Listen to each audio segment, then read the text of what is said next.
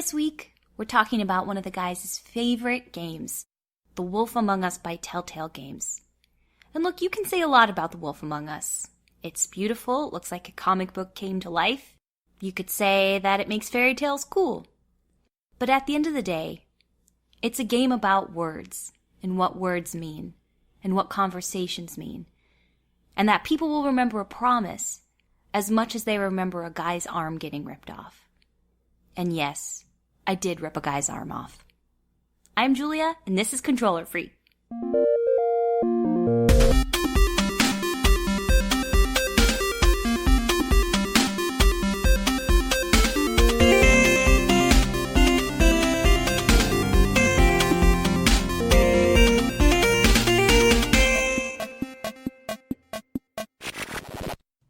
In The Wolf Among Us, the story takes place in New York City in the 80s, but overrun by fairy tale characters. Known as fables, these characters have escaped a doomsday event in their homeland and have taken over apartment complexes in the Upper West Side and also the Bronx among the mortals, known as Mundys. You play as Bigby Wolf. Get it? Big, middle initial B for bad, last name Wolf. A pretty well-known fable with a very volatile reputation. Through a process called glamoring, basically human camouflage for fairy tales, Bigby is able to work as a detective trying to keep peace in this disheveled new world.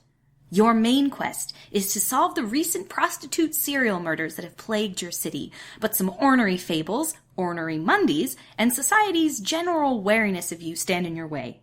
Can you beat the game, solve the murders, and win your community's trust and some eventual feeling of acceptance? Mundys, as always, spoilers ahead.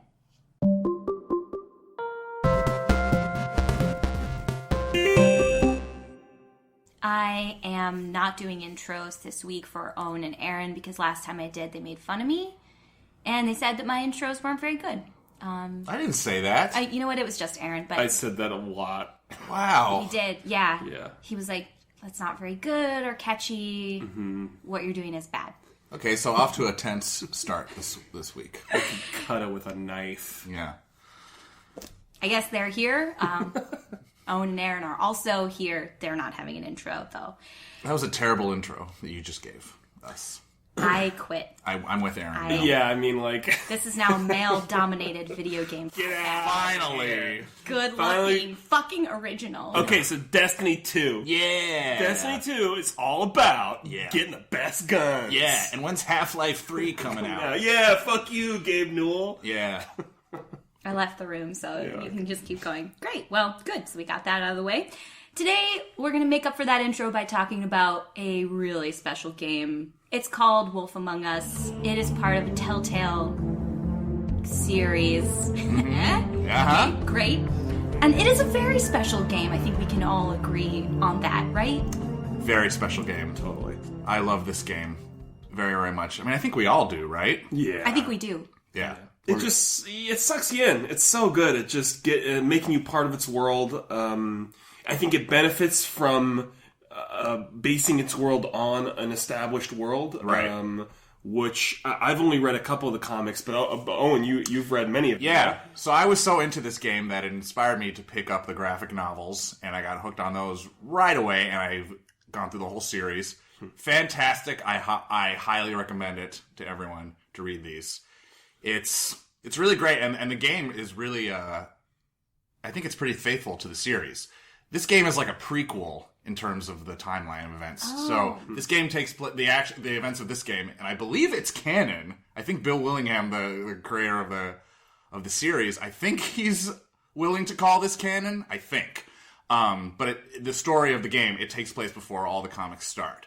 So you're kind of seeing these characters in early stages. So that means when we leave off in the game, these characters are still stuck in the South Bronx for a while. For enough comics to happen. Yeah. Mm-hmm. Wow. Tense. Yeah. That's amazing. Well, yeah, I thought this was really cool. I've never played anything like it before. It looks like a comic book. What I imagine a comic book to look like. Yeah. Yeah. It's definitely the prettiest of Telltale's games, I think. Very It's their art style for some things you're like, why is it like this? but for this one it works so well. Yeah. And the neons really pop, and it's a really cool rendering. I thought. It's really impressive. Like, I just remember being really impressed with it because it came out right after Telltale's first series that they put out, The Walking Dead, which was like really, really successful for them, and it was really, really great. And then with The Wolf Among Us, it was like you were waiting to see if they could do that, have that winning formula again, but with a different series. And it's so different than The Walking Dead in every sense, like the tone, the style, the music, like the synthy music. Big shout out to Jared Emerson Johnson, who does the music for all the Telltale games. Jared Emerson Johnson is the best. I'm a huge fan. Wow, that's great. No, the music really is amazing. It's like a cool noir feel to it. I just let those opening credits roll sometimes because I like to hear the little bleeps and bloops noise and watch Bigby like strut with all those people in silhouette around him. We're talking about the main title where Bigby is it's sort of doing a slow rotation around Bigby, and he's evaluating everyone in his life to see how they're connected to this mystery. It's so good. It's the best title screen I've ever seen. Yeah, and he's got a cool casual cigarette just like that he's puffing away on, and like he's Bogey. He's like Wolf Bogart. Yeah. Yeah. He's like Bogey if Bogey had to smoke cigarettes all the time to drown out the overwhelming sense of smell and taste that he gets from the environment. That's why Bigby has to smoke all the time. Really? Fun fact. Is that canon? That's canon. That's canon? He has to just kill his taste buds because he just has, insane sense of smell. Because he's got wolf powers. So if he stopped smoking for like a day, I think all the smells of like shitty New York air would just be too much for him. What else does he have to do because he's a wolf? Just smoke a lot. Just that. Yeah. Just that. Mm-hmm. Yeah, okay, so the bloodlust thing is, that comes out. He has to deal with that too, but it's not like an everyday thing where he has to like muzzle himself so that. Well, he's always got to keep his wolf side in check. Right. In this world of Mundys. Oh boy, yeah. Well, and that's a huge thread here that we're dealing just thematically is that these characters have come from, and stop me if I get anything real wrong. Sure. These characters have come from the homelands, their original story states, right? Yep. And they fled because of this awful exterior force called the adversary. Correct. And so this New York City life that they're in is a second chance for some of them. Right. But it's sort of like a banishment and a hell for others because a lot of them lost their wealth. A lot of them did shitty things back then that they still haven't been forgiven for here, and they're trying to start over. Right, i.e. Bigby Wolf. Right, right, and Bluebeard, and like a lot of these guys who were bad people in the fairy tales and who don't want to be now. Yeah. And I think that's such a cool. That's one of the really cool themes of this is how much can you change yourself. Absolutely. Yeah. So the change has been good for some of these characters. And certainly our main character, Bigby Wolf, it's been good for him too. He's not a villain, a classic villain anymore. He's an arbiter of justice. Right, but almost everybody kind of either hates him or is afraid of him. Really? Because he is polarizing. And a lot of people feel like he doesn't care about them, like the sort of the lower class characters who live in squalor. They feel like Bigby doesn't represent them. He only cares about like the people higher up, like Snow. And he talks about this a lot, especially at the end of the game, but Bigby feels like he just can't ever win with these people because he's just trying to do his job, but he's never going to please everybody, and he can't look out for everybody and save everybody all the time. That's one thing, though, about Bigby that I love, is that he's simultaneously like the hardest, awesomest dude in all of Fabletown, possibly in all of 1983 or whatever, New York City. Yeah. And he's also, like, the hardest luck dope in, like, the entire, like, Fabletown. He's, like, this badass detective, right? And he's always finding stuff out. He's very intelligent, but people are constantly shitting on him. Yeah. Like, everyone's afraid of you, but then every fucking 20 seconds, somebody's, like, hitting him in the back of the head. Constantly. It doesn't really make sense to me. Yeah. And then, like, he's in the nicest apartment building in Fabletown in the shittiest room. Right. Right? He's sexy as hell. He's like super like awesome James Dean dude with a great bod, but he can't get laid and he lives with a pig. You think my job is easy? You try keeping a bunch of fables from killing each other. Like it's all. I love that duality because you both want to be Bigby, and if you're feeling sorry for yourself, he is reflective of you because he's the best and worst. You know. You know what though? At least the business office where he works, at least it's in the same building as his apartment, so his commute is really easy. That's true, but the motherfucker he takes cabs. It's true. He doesn't have a car. He doesn't go on the subway. You think he's the sheriff? He should have a car. He should have a car. Yeah. Oh man, they should give him a car. They should have put more gritty 1983 New York into this game, like them on the subway with just like a heroin addict shooting up, just Bigby like shaking his head. Or if they could do it now, and he's like, "Wow, my Uber's almost here. I'm only at 2 rating. Mayor Giuliani did a lot for the city. Fuck this." But let's talk about Bigby, really, for more. a minute. Should we continue to talk about Bigby? Please. I'm not over it yet. And I need to ask you guys a very serious question, which is, have you ever fallen in love with a video game character before? Yes. And you, Aaron? Yeah, oh yeah. Yeah. Okay, I'm disappointed in all of us, but I'm glad to know that. Because I think it's happened. I think it's happened to me. I just think I'm a little bit smitten, and I wasn't sure how gross that was. I think the answer is gross. It's pretty gross. What is it about him that appeals to you?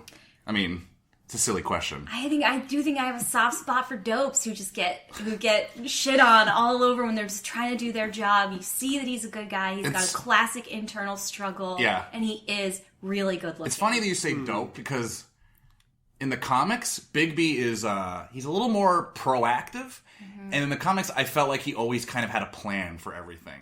Like, bad stuff happens to him, but he always seemed a little bit like he's got it under control, usually. Whereas in this game, I feel like he's more just this grizzled detective trying to figure stuff out. That's my type. And I think that's my type. And he's more of a regular dude, which is interesting. Yeah.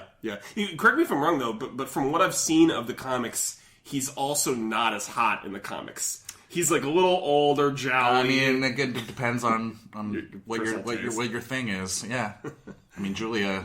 So you were smitten with him. Like right away, would you say, or did it build? The little strutting with the music, that was all. That was it. The opening scene, the opening menu. Yeah, the menu screen, exactly. Have you guys ever fallen in love with a character in a menu screen of a video game? Oh man, that's a tough one. Maybe Super Mario 64. Because you can like mess with his face a lot. Yeah, remember? You make him pretty sexy. I like you like pulling up his nose and being like, oh yeah.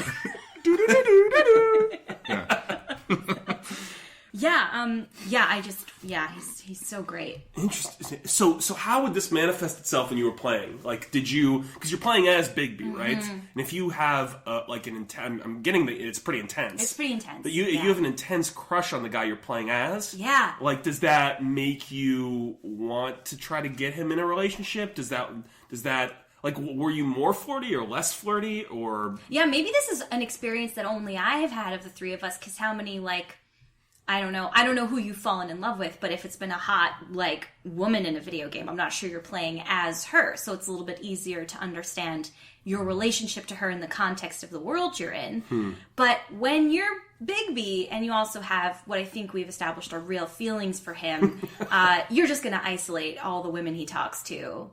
But sometimes you're gonna just really respond to women the way you would want him to talk to you, while simultaneously thinking that you're a lot better looking than Snow White, you know what I mean?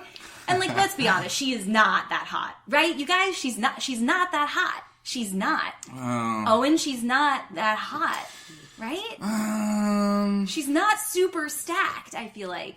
Aaron?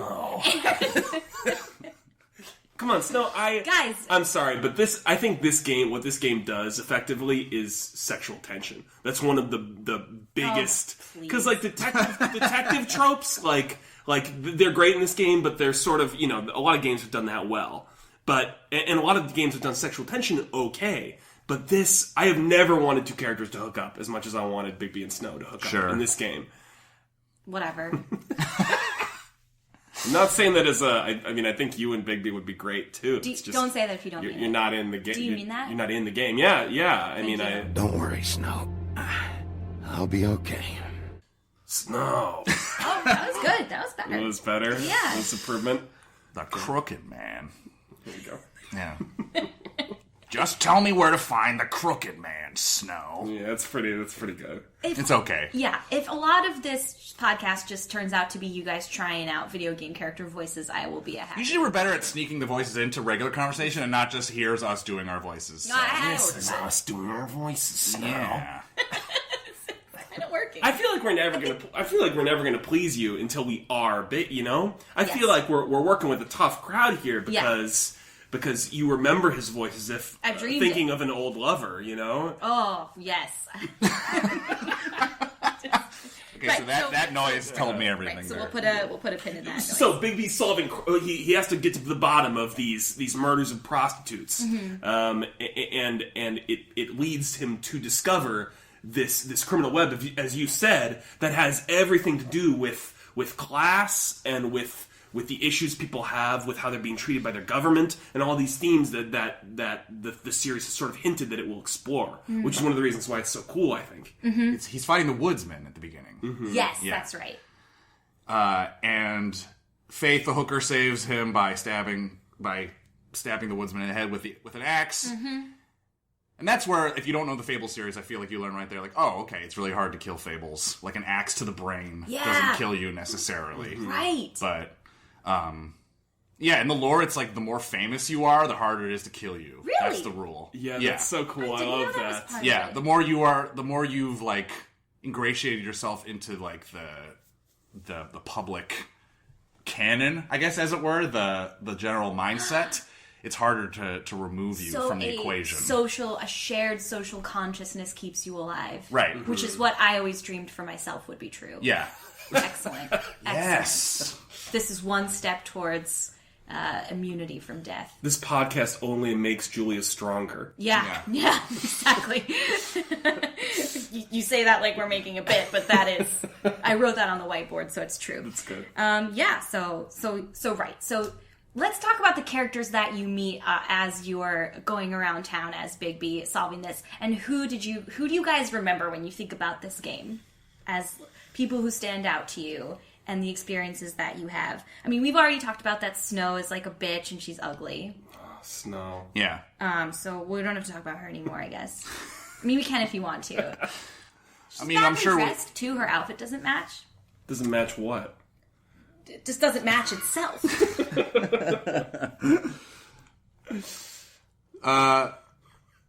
So, I mean, early on, when you're just in your apartment, which, by the way, quick side note about your apartment, like with Telltale Games, lots of other video games too, but with Telltale Games in particular, like there's always, like if your character is in their home, it's always like you're in your home for the first time and you've never been to this place before. Like, because you're always, like, you're investigating objects in your apartment like you've never seen them before. And in this game, like, Bigby, like, he's in his apartment, he sees Chinese food on the table, and he's like, I don't remember ordering that. Lots of other games do that, so it's not a particularly original observation, I feel like. That's so original. This is my first Telltale game I ever played. And can we talk about the way you go around touching objects and narrating every single thing you put your hands on? Yeah. Like it's the first glass of water. I forget who, but there's one character in this game that even comments on it. They're like, why are you talking to yourself over there, Bigby? Just picking up objects and be like, huh. Well, I mean, to some degree, it's an adventure game trope. Of course. Right? It is. It's this type of game. You go around examining things. Right. Being like, it's just funnier to me when you're in your home. yeah, it does. There's a special kind of dissonance there. Yeah, exactly. Yeah. Where you're like, a fan. This will help. It's like, you don't remember buying that fan, Bigby? Oh, this is my bed that I sleep on. Sure he has some crack about his fridge, like, this is too big. Yeah. I don't need this fridge. Sure is a fridge. Yeah, and then did you find yourself doing that in real life a little bit? Because if I play a lot of it, I'll just be like, salt again. Yeah. Or like I'm getting there, I think. Yeah, you'll get there. It creeps in, definitely. Yeah, and then you realize you become senile. Why do I even own this? Should have got a smaller one. Does your social position as a fable have anything to do with what kind of fable you are? Like, are animals poor? No, not necessarily. No. We don't know that that's canon. That might not be canon. It's harder, though, for animals, right? Because they've got this built-in expense of you have to glamour your entire family. Yeah. Like, if you're a human fable, you can go to New York and you don't have to pay this monthly utility to make yourself acceptable to Mundys. Yeah. But if you're an animal, I mean, Toad's a fucking slut. He's a landlord. He's making money off his tenants, but at the same time, he's barely getting by because... I always thought it would be funny because there are many points in the game where, like, Toad is just, like, out on the street, and, Bigby's like, you gotta get back inside, Toad, if you're not gonna have a glamour. But he kind of ignores that a lot of the time. So it would just be funny if at one point you heard just, like, some random dude, like, off-screen being like, hey, it's a fucking giant frog over there, what the fuck? Like, I don't know how people aren't noticing this stuff. Yeah. Right. Because, like, somebody's gotta notice. And, like, Bigby spends a fair amount of the game, like, running around the streets in his wolf form, and at no point do you ever hear anyone be like, holy fuck! What the fuck? Like, someone's gotta see it. Because it's not like they're that isolated all the time, you know? Or just, 1983 in New York City, do you think it was just like that? Yeah, maybe that's the thing. Maybe that's it. I think, if one or two people sees, like, a giant wolf running around and jumping onto cars and, like, picking up cars... They're not going to really bat an eye. Exactly. Everyone is... Exactly. It's totally it's canon. Yeah.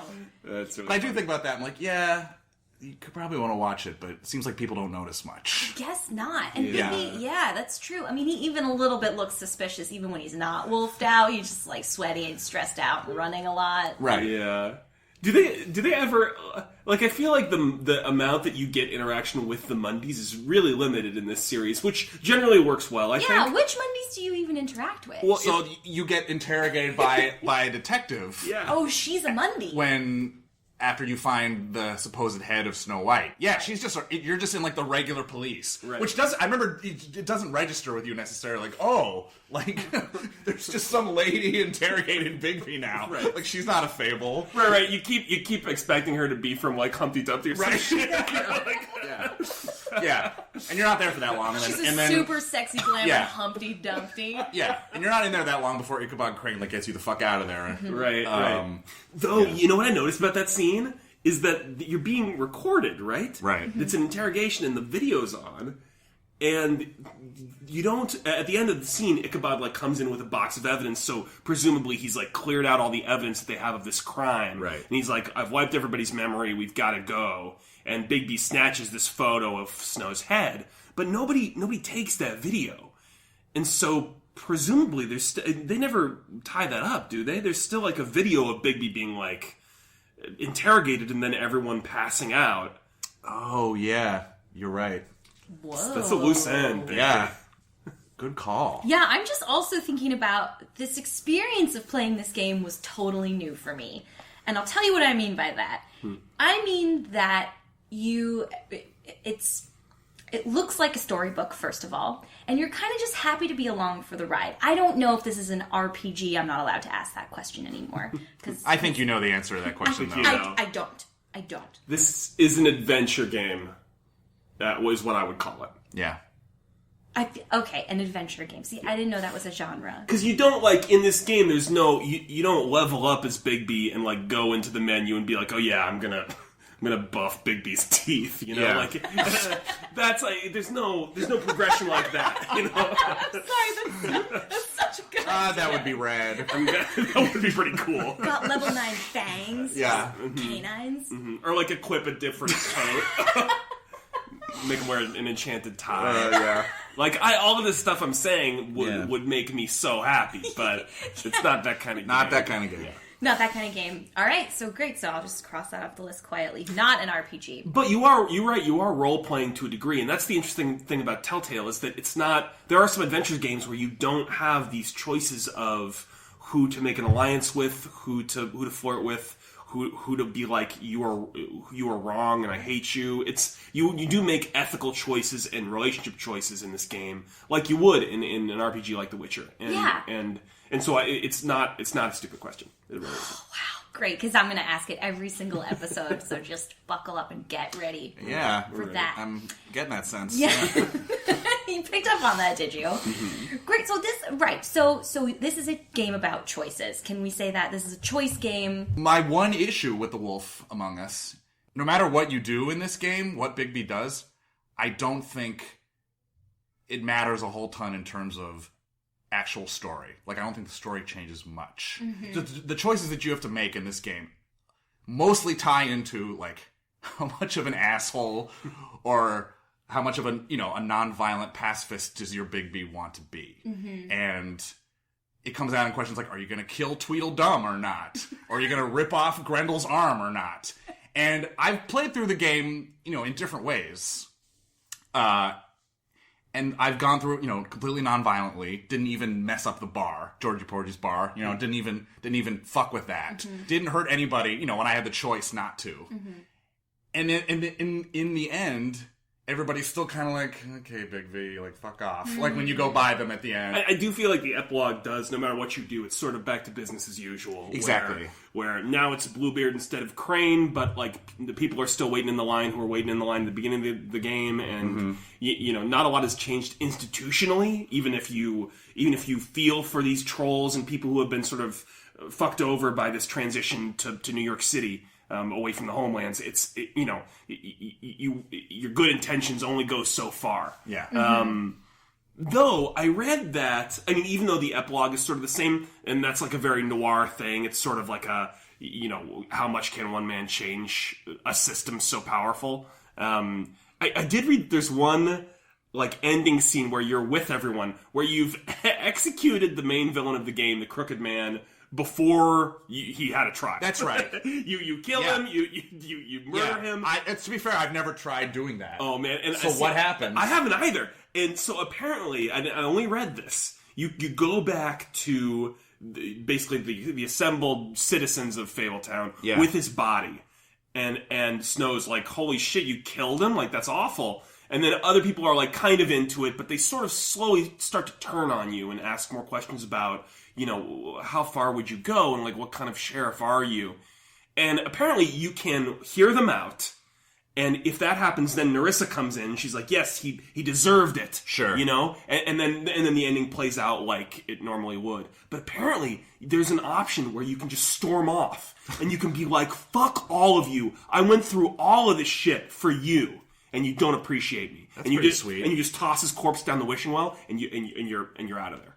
Wow, that's sweet. I'll have to try that. That sounds like a pretty I'm so intense. turned on. Yeah. Oh shit.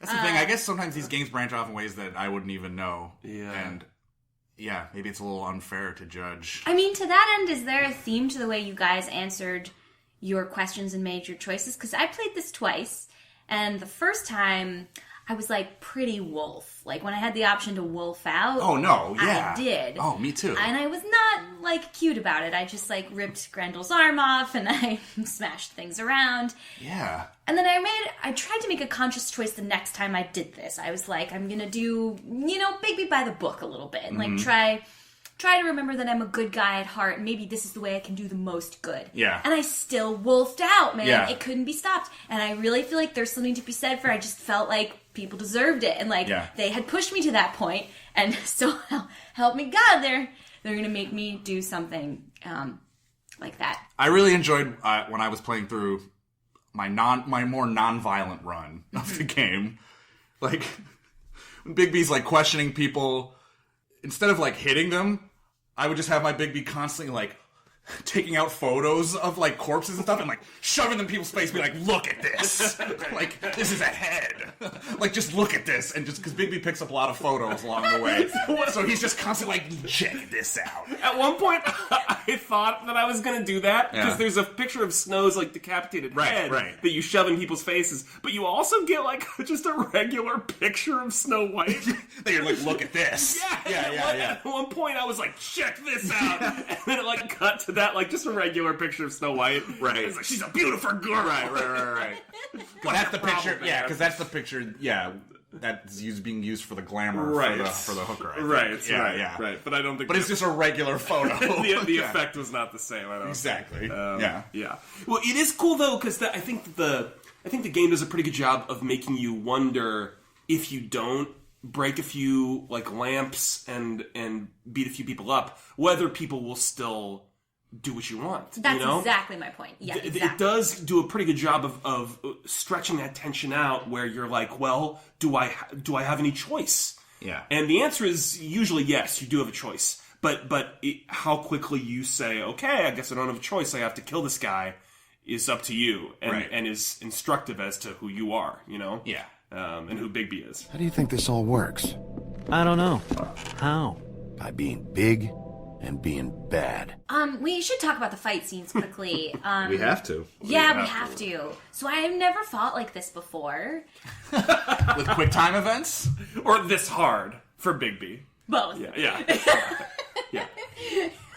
And I will fight forever for him. But anyway, I never fought where it told you what to do and it kind of choreographed it for you. Mm-hmm. And I thought, geez, this will be easy. This is a game for people like me who don't want to have to think through the choreography of, how to fight someone. We just kind of want to spell it out so we can get to the sex scene, fingers crossed. But it ended up being so hard. If I just can't wail on X and throw my sword at someone. This one, I feel like this game is pretty forgiving if you screw up the QuickTime Events. Yes and no. I've screwed up some quick. Did your Bigby die a lot, like in a fist fight with the Jersey Devil? Yeah.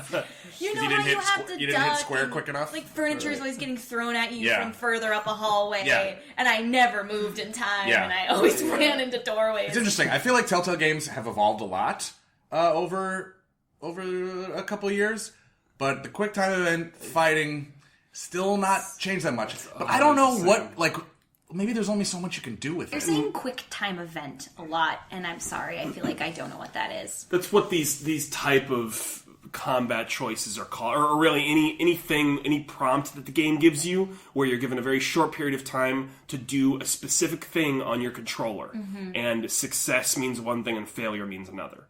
But it's not fighting in the way that a lot of games allow you to sort of approach things strategically and use a certain tool set and basically make your own rules. It's pass or fail. And this is an RPG. No. I'm sorry, go on. So it's pass or fail. Right. And QuickTime Events have a long, storied career in video. I was thinking about, because doing this combat, it's amazing to me that the Telltale combat works as well as it does, because I fucking hate QuickTime Events. I hate them. It's just basically it's a fucking reflex test, And so the fact that they work as well as they do is a big credit to their storytelling. But I hate QuickTime Events. And QuickTime Events, the first time I remember encountering them was as a child in an arcade with a video game called Dragon's Lair. Did you guys play this ever? Yes. Fucking Dragon's Yes. Lair. Dragon's Lair was one of the first, apparently it looked gorgeous for the time. It Because really was did. Fully animated. Yeah, it looked like an actual cartoon Right, a full Disney cartoon that you or could something. play. Yeah. Wow. But by play, what they Yeah. mean is that they show you a clip of this fucking cartoon. You had to, first off, you had to pay $1.50 for it or something. It was a very expensive game. I believe it's featured on the new season of Stranger Things also. Oh, is it? Yeah, just a little side note, but yeah. Oh, isn't that great? I believe, We're yeah. gonna plug that show. That game pissed me off to no end. Because it just showed you a clip of the thing, and as I remember it, and I was a kid, granted, but as I remember it, there was you'd be watching this thing of a knight going through a forest on a horse or some shit, and then there'd be a lightning strike. And then it'd be you died. Sorry, you died. Wait, I don't get it. And apparently somewhere in there I was supposed to press a button, that. There was a QuickTime event there that I failed, and it was you got to give us another $1.50, man. It's not cheap to make these animations. Yeah. And I hated that. I felt like it was patently unfair. So that's my take on QuickTime events. I'm not a huge fan. If we can go back to reflexes quickly. You know what was really hard, and I'm sure it's just me. A split screen happens and you can follow this person or follow this person? Did you guys just make all the right calls? I made all the wrong calls. I always followed the person that was not really important. There isn't really a wrong answer. Yeah, see, that's the thing, is that the game makes you feel like you're a shithead no matter what. That's another Telltale trope. It's do you save this guy's life or this guy's life? Yeah. And you make a choice, and then throughout the entire rest of the series, the other guy's family's going to be you're a piece of Yeah. shit. So that just happened. Why didn't you save him earlier when you had the choice? You had the choice, right. Yeah. Right. And so you probably felt like you made the wrong choices because, did. Bluebeard burned some stuff in, like, you know, some apartment, or like somebody, Mr. Toad got mad because you didn't come quick enough. I went after Woody, and he was just like, really? I'm where you want to spend your time right now? Tweedledums? Yeah, I mean, I would have gone with Tweedledum. I mean, everyone went after Woody. 90% of players. It's weird, Julia. Right, but he still gets exactly 38%. It was like you and 3% of players went after the Woody. That's always a good thing in Telltale Games when you see your choices, when you've made the choice that no one else has made. It really makes you wonder. 2% of players told Snow to fuck off. right. Yeah. Snow, I'd never leave you. In the game, I feel like you're given a lot of choices to do either the thing Snow wants you to do or the other path.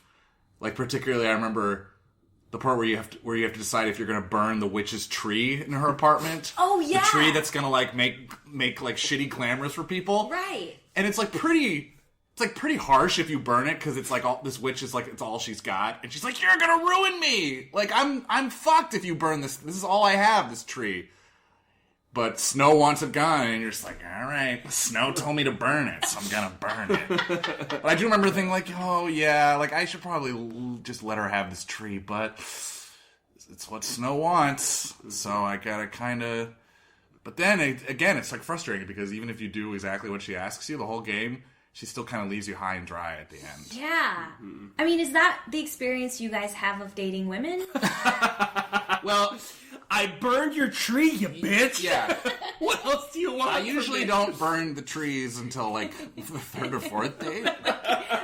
This game sets it up like it's all or nothing. It's you do what I tell you to do when I'm not around. Well, so that because your choices matter, and I'll remember that. You no, and you can go against her, and she'll love you anyway. Yeah, like it. But you know, but in the moment, you're like, oh, I can't let Snow down here. This tree's got to burn. When I don't know, she's wrestling with her own feelings for you, right? I guess. Toad. Oh, definitely. But she's not ready yet. She's not there. And she tells you, and I think this is like the deepest like cut of any Telltale game, is like when you think she's dead, and then she shows up alive, and Bigby goes, "I thought I lost you," and she goes, "I'm not yours to lose." Yeah, that's just such like, a boring, basic bitch line. That's in, like, every movie where there's, like, a bitchy girl, right? Who's like, you don't own me. I go with the wind. I'm a free spirit. Like, she thinks she's a free spirit. If we're talking about deep cuts, yeah, I actually think the really deep cut that's really interesting because it kind of only comes up once. Is Snow's like, Biggie, can I ask you a question? It seems like... when things go horribly wrong and like shit hits the fan, it seems like you like that. He keeps getting into these situations, you know. He keeps tearing people's arms off, you know. And even if you're taking the peaceful route, the big bad wolf has a sort of a target painted on him, and so you keep getting into fights. You keep beating people up. Right. You keep stirring up shit. It's very rarely a quiet. I mean, day. Is there a utilitarian component where he just thinks that's where he's the most useful? Like, yeah, I think that's part. Shit? I think maybe that could be a part of it. I mean, I don't. Yeah, not that he so much enjoys being the bad guy, but he enjoys being active and like has found an outlet for his wolf side. Yeah, he should do yoga. That's a good outlet. It's not super aggressive though. I don't know if you've ever done yoga. It's not. There's no like fighting. It's a little bit like... No, but it's another way to channel your energy. Anyway, fuck it. You should do contact improv. Stupid idea. Contact improv. Contact improv can be very aggressive. Yeah. But always tender. What about CrossFit? I've heard that's very aggressive. It's very disciplined. Yeah. Mm-hmm. Bigby at Peloton class would be really interesting. Oh, just like crushing the cycle, chugging water while hip hop music plays. Like takes a spin class. Yeah. But I would also watch Bigby at 80s contact improv in like a weird... Oh, hell yeah. We're talking watch him do anything. We're talking outlet. Like, he should go to like the Meisner studio in the 80s and like... does a scene from Streetcar, and he's like really good. Right, and he turns like into his werewolf form, and everyone's like, "You really showed us yourself." There. Yeah, there was a lot of truth to that performance. Exactly. Yeah. Who are you thinking about right now, Bigby? Yeah. No. Okay. What's going on? Is the mirror fixed yet? Bluebeard, this isn't the time. Is the mirror fixed or isn't it? Bluebeard, I feel like never really amounts to all that much. Like, he's not really that much of a villain. He kind of just this annoying dude that's just, like, pestering you the whole time. But, like, he's got a lot of money, so you have to listen to him, I guess. He does 100%, though. He does 100% if you don't investigate Crane's apartment first. He goes up there and he, like, burns a bunch of evidence. Right. Which is, like, super shady. He's just, like, the shadiest guy ever. But, yeah, in this particular crime, he has no connection. Yeah. Yeah. Was there, I guess, a few more points I wanted to ask was there any one moment that truly shocked you in a game full of, like, to some degree it's predictable, kind of, just because we sort of know who these characters are, and then in a way it's kind of a weird, quirky world where anything is possible, but is there something that just, like, something that you lived through or experienced in this game that you just totally didn't see coming? I think I was actually scandalized by and very, very impressed with the plot revelation that Crane has this obsession with Snow, and that he's been giving this prostitute explicit, like, very detailed instructions to live out this fantasy of, like, taking her in this fairy tale state. I think that was really dark and creepy and really cool. Yeah. And I didn't put any of the pieces together until I got that picture. And then I was like, wow, I have to play the next one. Crane. Yeah. That is really cool. And people pay really good money for stuff like that, I guess. In the game, right? Yeah, you're not talking about real life. Yeah. No, in the game. I mean, you better pay good money in real life. Yeah. Most of it shouldn't be fucking physically possible. I mean, I'll tell you, I think Yeah. what's Toad's, like, son's name? Toad TJ. Toad Jr. Oh, man. I just TJ, have to who gush about sounds like Clem that. from The Walking Dead, yeah. Oh, okay. It's definitely the same voice actress. regular. Yeah, this voice actress does an really good job. extremely affecting children's voices. Yeah. She's just really good at that innocence. Yeah. And then she's also Beauty. So, Really? Yeah. She can do the adult voice. Wow, that's very versatile. Yeah. But I mean, I remember gasping out loud, actually, at the scene where you, it's early. It's in the first episode, I think, but you're going into his apartment. Toad's called you about something, and I went elsewhere, and then I came back to him, and there was blood everywhere, and there was a poker with blood on it, and things were getting more. So you went to and him more second. suspicious. Yeah. And you get there, and his little toad son is crying, and he gets shepherded into a room with Snow, who, like, hangs out with him. And I don't know if this is what we were supposed to think, but my gut was just like, oh my god, he's hit his kid. He's done something horrible to his kid. Like, God knows where this blood has come from. And he seems like a kind of volatile dude, Toad. So you kind of think he has a temper, and you're just like, we're going to have some nasty revelation about this, like, very sweet little kid. And then at the end of that, you sit him down, he goes to hug his kid, and you see a big gash on the back of his head that he's been struck by someone who came in to try to get something from him. Yeah. And you see a tender moment of, like, him hugging his son, and I just really dropped into that as just like, oh, fuck, I thought exactly the opposite was happening, and I'm so relieved that he's just, like, a devoted dad who, like, loves his kid, and totally surprising, and in the best way. So sweet and sad. Yeah, Toad's a pain in your ass the entire game, but, like, the one thing that you can't say about him is that he doesn't love his kid. He loves his kid. He loves his kid. And every time you see them, kid. and even when he's mad at him, Yeah. it's because he's doing something dangerous, or he's just a really good dad. And when those pieces fall into place, it's like, oh, Yeah. he's a protective dad, not a bad dad, and it's the best. Yeah. I would have told you. I wanted to, really, I did. But he said if word of this ever got back to him, if he ever thought you knew, or Miss White, he'd come back and kill my boy. So the prostitutes are being controlled by this magic curse, right? And it's tied to these ribbons that they wear around their necks. And then at the end, it's revealed that these ribbons, like, if you take it off, if one of them takes their ribbon off, their head will come off.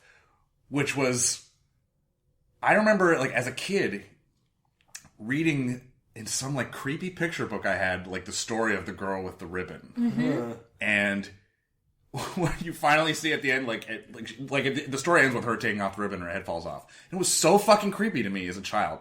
Because I wasn't expecting that, because it was just like a kid's book of horror stories. Like, nothing's that scary. Like, oh, here's a story about a pirate in the kid's closet. Like, whatever. This is kid stuff. But then it's like, holy fuck. Like, this ribbon, her head just fucking came off. And it's like really disturbing. And I kind of like forgotten about that story. So when this game brought it up, like in the last episode, I was like, holy shit, this game is like in my head. Like dredging up creepy stuff from childhood. Bringing it back. That just landed for me big time, is what I'm saying. Sounds like it. Yeah. Were there any fairy tales, Aaron, like that for you? Well, that's an amazing interaction with one, because that's one of the strength of this, and that's why this, I think, book series and video game are such a good idea, is that you're working with preconceived notions about these things. And so they can either play into those or they can subvert them, but they've got all that rich material that's, centuries old. But actually, Little Mermaid, I think, was the first movie I saw in theaters as like a young, impressionable 3-year-old, and to see her work as a stripper is kind of always what I imagined would happen to her after she gets her legs. So, I mean, that's kind of absolutely. She's given up a lot under the sea to be with her man, so lesson learned, I think, is what we're saying here. But yeah, I mean, okay, so to that end, what do we take from this game with us? What do you love? Well, we gotta talk about the ending, right? Speaking of Little Mermaid, we gotta talk about, like, what the fuck, right? Yeah. What do we think happens? Take us through it, Aaron. What happens? Well, I mean, it's pretty ambiguous. Little Mermaid basically syncs up with you. She thanks you for everything. She reveals that she's been stringing you along for a lot of this story. That she's the one who left the severed heads for you to find. That she's been basically calling out to you for help. And that she lied when she said that she heard the Crooked Man give the explicit order to kill these girls. Right. But that she knew he deserved it. And so she's been the driving force behind this investigation for a lot of it, and you haven't been aware. But, she's free now, and she did it for the right reasons, and so you say goodbye, and she goes. And as she's going, she says, "You're not as bad as everyone says you are." Which is something that Faith, who you think is dead, said to you in the very beginning of this game series. And then you start to think about, like, all the times that we've talked about characters' appearances shifting through magic, and all the times that Faith and Nerissa have had some sort of strange overlap. And then you have this choice: do I let her go, or do I run after her? And the game sort of leaves it up to you to be like, what does that mean? What is this connection? And I don't know. What do you guys think? I honestly don't know. I think she's better than Snow. So we say go after her. It's not like it's not like the end of Bridget Jones' Diary where he's like, wait. Well, I got you another diary. Another diary. Is that how Bridget Jones' Diary ends? Yeah. Oh yeah. He got a different diary. Yeah. Well, yeah. I did not know that. Isn't it an airport? No. Okay, well, at least they avoided that one. Yeah. No, I don't. Because I mean, what are the potential implications here? So I think. Do you think the two major theories, and this is not something I came with myself. I was bewildered by this ending. I loved the game, and I thought it was cool that it was like mysterious ending. Yeah, but I didn't put it together really. The internet put this together, and I fucking should have, because it's not super hard. Is basically one of two main theories. Either the Faith that you meet at the beginning of the game is actually Nerissa glamored to look like Faith, who is intentionally causing trouble with the woodsman to get your attention, so that you start to investigate all the shitty stuff that's happening at the pudding and pie. Right. The other theory is that Faith is still alive at the end of the game, that she didn't die, that her head was Nerissa's head, glamored to look like her, that you find at the beginning of the game. So Nerissa has died. And then for the rest of the game, Faith glamours herself to look like Nerissa, so that she can basically live at the pudding and pie, because they accidentally killed Nerissa instead of her. And so at the end, she's finally free. And that is satisfying because it sort of fits into her fable, right? Yeah, I was just thinking that. That she disguises herself to escape this awful sexual fate. Is what that's the story sort of replays itself. Yeah, it becomes this like weird circular thing in my head of like, oh, she's her, but it's like which one is the real one is almost like almost like a rhetorical question. They're it's all like the same. it's like not taken literally. It's like we're all the same hooker. Yeah, Well, I get it. right. It does get right, except for the troll. The troll's the troll. Yeah, you know when you get the troll. Exactly. I don't have time for this shit. It incorporates a lot of stuff together in a soup that shouldn't work as a Yeah. soup. You know, the soup shouldn't taste good, but it does. Yeah. And it's noir, it's fairy tale, it's 80s New York. It's you know, It shouldn't work. That's a really good point. It shouldn't work. Yeah. but it does. But A lot of it really landed for me though in that ending trial scene when the Crooked Man is making he's trying to appeal to this crowd, and he's like, you all, like all of you here have like needed me at some point because I've been here for you when other people haven't, because those in power are forgotten about you and your problems. And I solve problems for you and I fix things for you. And the way I go about it, it's not always very nice, but if you didn't have me, you wouldn't be able to pay your rent, for example. He tries to sort of call out the hypocrisy of those who are in power who are supposedly doing the right thing, but they're blinded by their own sense of justice and they don't see what's happening right in front of them, which is the real struggle of these people. And he's the only one and Crooked Man's the only one who can get on their level and really help them, because he feels like an outsider and shunned like a lot of them, who are not in power per se. Yeah, the function of the underworld in a society, and also the police and the government's reluctance to change, and the difficulty of those institutions and the rejection of those institutions of change. There's a little bit of The Wire in but yeah, I really like the way they deal with those things. It's just surprising how well it lands for a game that's that features a toad in a coat. A large toad in a coat with a British accent. Yeah. Yeah. It says these are all the archetypes that you want in a story. Here they are. But they don't feel boring. No. And that is sort of remarkable. Yeah. And I was happy to just be along for the ride and kind of, I don't need to upgrade my teeth to level 9 or whatever. I don't need to wear different armor, though I guess that could be cool. I just was kind of sitting back and letting the story drive and having a little bit of say in how it pilots itself is kind of enough when it's this compelling and the atmosphere is this cool. Yeah. So maybe it's an atmosphere game. It's just kind of cool and moody and environmental. Well, these Telltale games, it's all about the story, which is why I like them so much. Because that's really the main focus more than anything, Clearly. Yeah, right. and the writing is so good. Yeah. Generally, the Telltale writing is so good. Yeah. And with this heavy assist from Bill Willingham and the Fables comics, Yeah.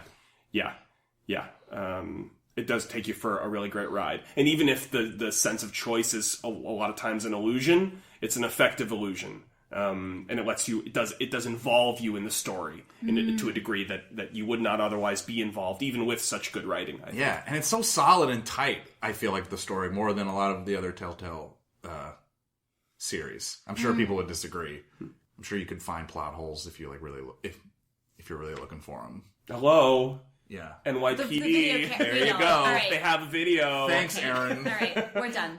In episode 2 of Wolf Among Us, We're done here. at the 5-minute mark, there is a recording camcorder. What a hunk. What a game. What an episode, right guys? Yeah, I'm right. You can tweet shirtless Bigby pics at me at ControllerPod on Twitter, or just put them in a zip file and upload them to my Dropbox. It's almost full, but go ahead and try. We will see you back here in 2 weeks for our most topical game to date, Detroit Become Human. Get ready to droid out.